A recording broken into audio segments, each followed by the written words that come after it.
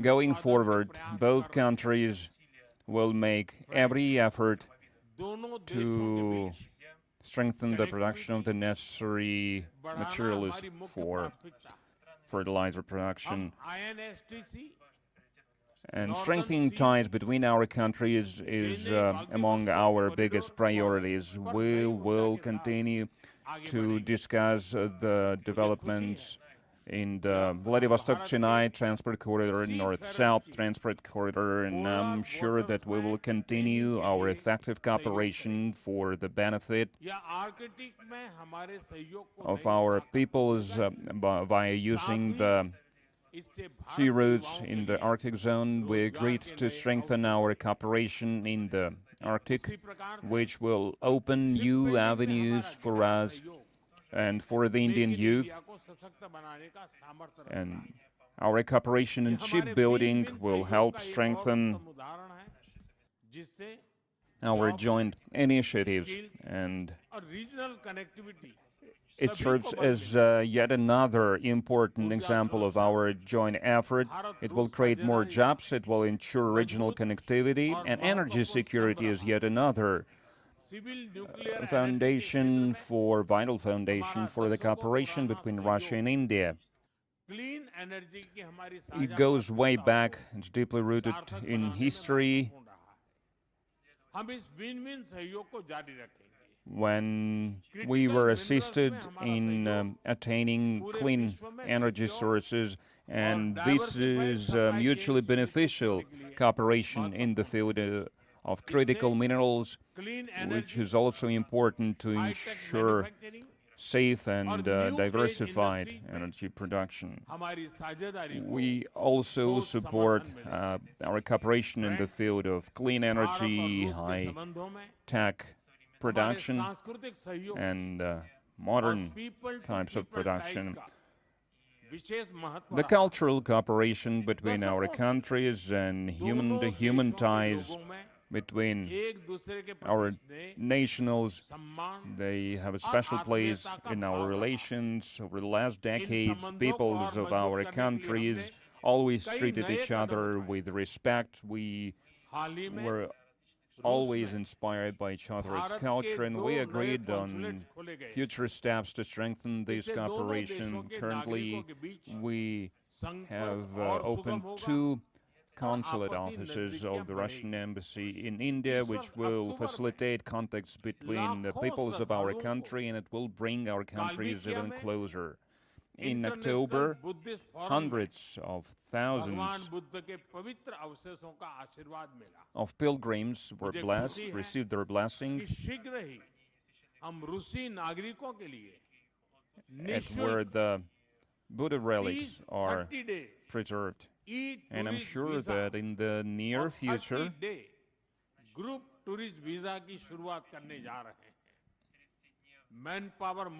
we will start working on the introduction of the 30 days visa-free travel arrangements for our nationals. It will not only bring us closer together, it will open up new opportunities for us, for the both countries. I'm glad that we managed to sign 2 agreements today.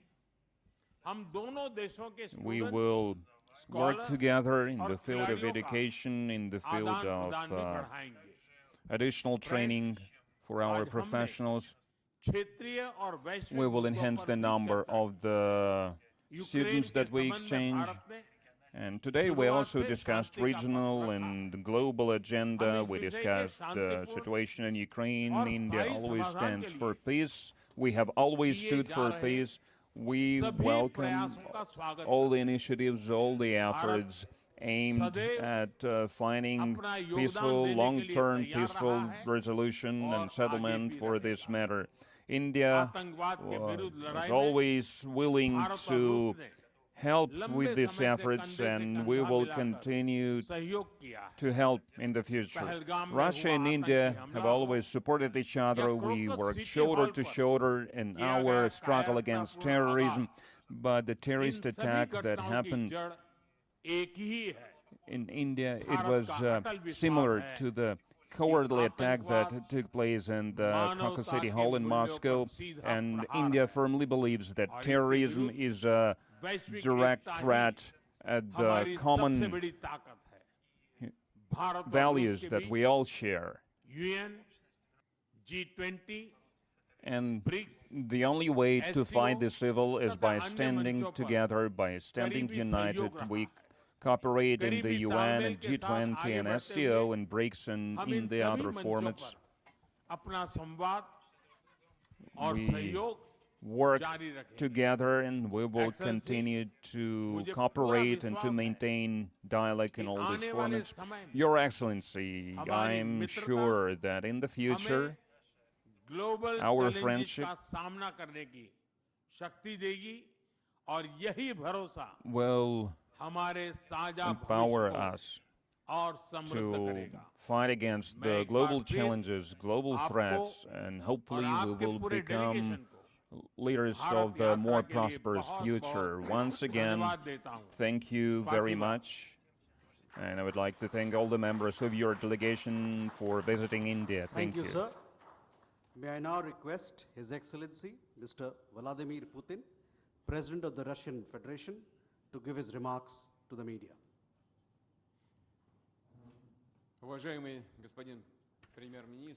Your Excellency, Minister Modi, my good friend, ladies and gentlemen, first off, I'd like to thank you sincerely, thank the President of India and yourself, Prime Minister Modi, and all of our Indian colleagues and counterparts for this warm and hospitable welcome offered the Russian delegation.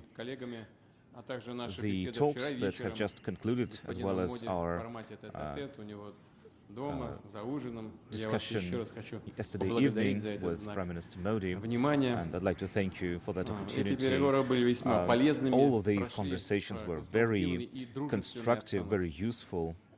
They were conducted in a friendly environment. We see this partnership between Russia and India as a privileged one, and myself and Minister Modi have personal relations. We meet a lot of times. We have met at the SCO summit. We speak on the phone. We follow closely all of the strategic elements of Russian-India partnership, and we track the implementation of all key bilateral agreements. And today, with the participation of our delegations, we have discussed in depth the entire scale of Russia-India partnership. We have exchanged opinions on urgent and most important regional and global matters. We have outlined priority goals for further strengthening our trade, security, humanitarian sphere, and cultural cooperation.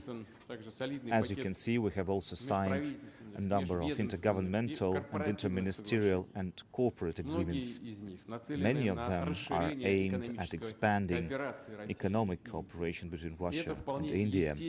This is natural because our two countries to each other are critical partners in trade, investment, technology. For example, last year trade turnover grew by 12%, achieving a record of about $64 to $65 billion, and it's estimated that by the end of this year, the trade will be at the same level. We would like, of course, to bring this number up to $100 billion, and to achieve that, we have a program for Russian-Indian development up to the year 2030.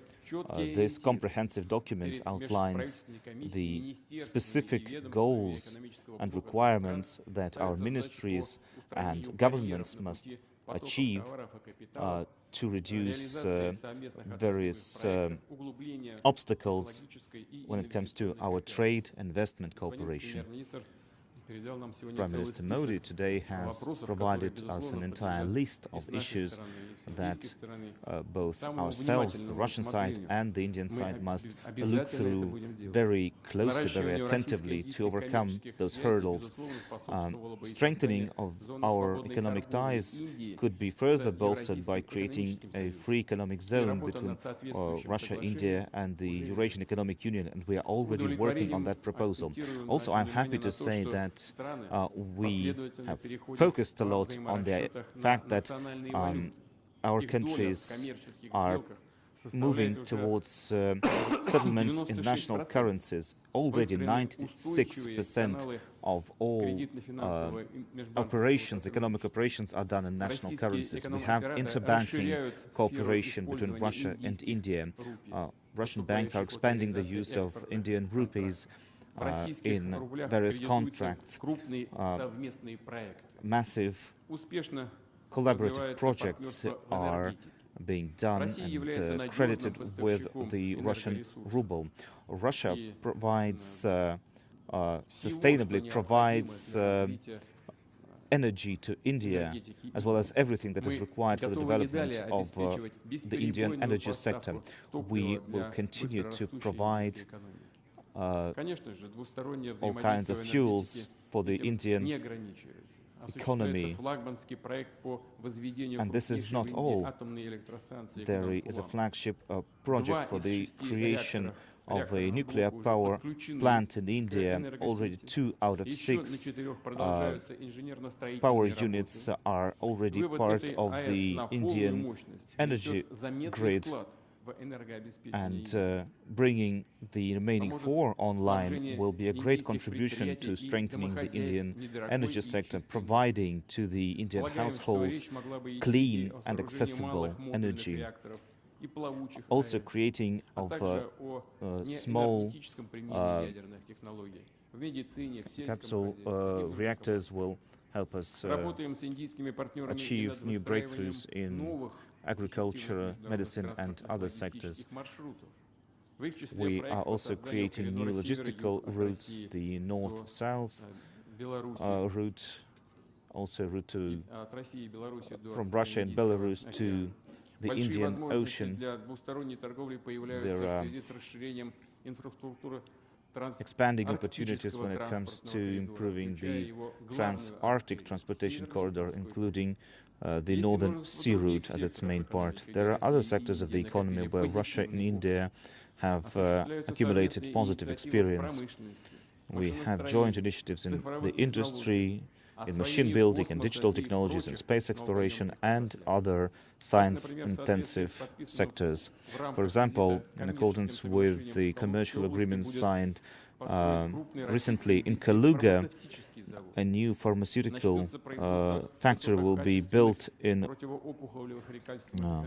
with the participation of India, and there will be new pharmaceuticals produced there with Indian participation using Indian technologies.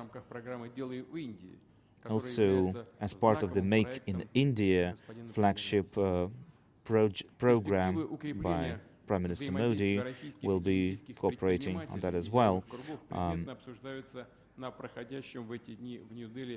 In New Delhi, the Business Forum is currently taking place. We will participate in that as well. The Russian-Indian humanitarian cooperation has been very successful as well. Our two nations have been sincerely interested in the traditions and interests and the spiritual values of one another. We continue to develop educational contacts. We have exchanges in public circles, in the youth, cross festivals of Russian and Indian cinema has been very successful in both countries. Tourist flows are growing. Today, Russian international TV channel RT will be starting broadcasting in India, and that will help India to know Russia better and understand what is happening right now in our country. When it comes to international projects, international issues, global issues, we can see that our interests are very much aligned, although we have our own independent policies. And together with our partners in the SCO and other organizations, we continue to promote a democratic, multipolar world order based on equality and the sanctity of the international law enshrined in the UN Charter. We promote the right of each nation for sovereignty, for its own identity, and we want to see a balance of interest between all the participants of the international world order. As the creators, one of the creators of BRICS, we will do everything to strengthen this organization. As India will soon preside over BRICS next year, we will help them, of course, in all the projects and activities. Russia and India have had close cooperation in the military sphere. We've been helping the Indian army modernize, including its navy and aviation. We are satisfied with the results of the talks today. We have a meeting with President of India planned, but already today I can say for sure that this visit will certainly help positively improve Russian-Indian strategic partnership for the betterment of both of our countries, both of our peoples. Thank you for your attention. Thank you, sir. That concludes the press statements. Ladies and gentlemen, thank you for your presence.